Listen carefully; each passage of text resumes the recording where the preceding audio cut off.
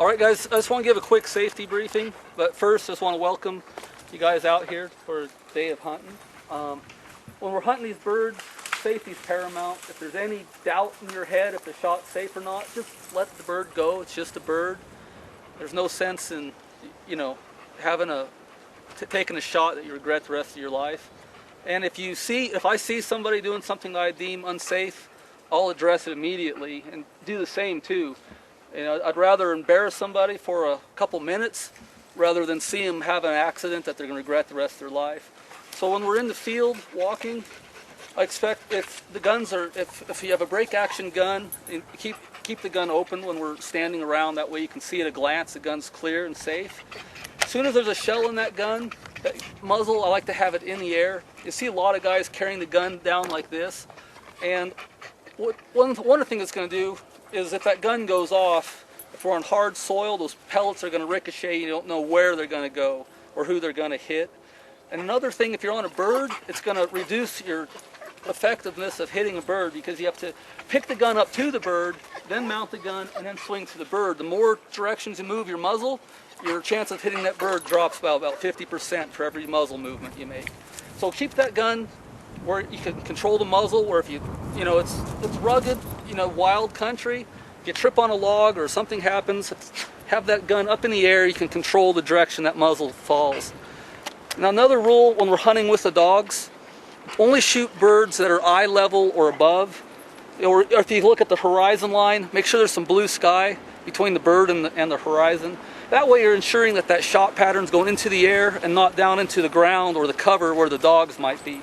A lot of times when we're in this thick cover, we'll be hunting some cattail patches and some thick weed patches, you won't be able to know exactly where those dogs are. Just make sure that bird's up in the air. It's also, make sure they're high enough, it's going to keep us safe too on the ground if somebody's in a spot where you didn't realize they were at. That's just a couple quick safety rules. Another thing is the gun needs to be on safe until the bird's in the air. If a bird gets away because you're fumbling with the safety, I'd rather have that and have a gun go off accidentally. Now while we're hunting these birds, these are wild birds. These are not your preserved boot and shoot birds. These birds, if we're talking a lot, if we're yelling at the dogs, or if we're laughing and joking, those birds are going to run out in front of us before we ever see them. So we want to keep quiet. We actually want to hunt these birds. You got to, even when you're picking your way through the brush to walk, try to pick a route that's going to be more quiet, so we can sneak up on these birds and hopefully, surprise them and get them to flush, where we have a good chance of getting them. So that's just really what I want to say. If anybody else has anything they want to mention about safety, or what you like in terms of how you handle the gun, please mention it. If you see anybody, even me, doing something that you think is unsafe, address it immediately. That's if anybody have any questions about what to expect. All right, well, we'll start here. We'll walk this first little tree line down from below the camp and see if we can kick up a rooster or two. Now also with the quail last 2 winters have really taken a beating with some severe ice storms and blizzards. I saw a covey of quail yesterday. If we get the covey up, we'll shoot at the covey, but that's it. I don't want to be chasing the singles down. With those quail, especially in January, even though it's beautiful and warm right now, it's still going to drop down into the teens tonight. If those quail don't get a chance to covey back up at night, they rely on each other's warmth for their survival.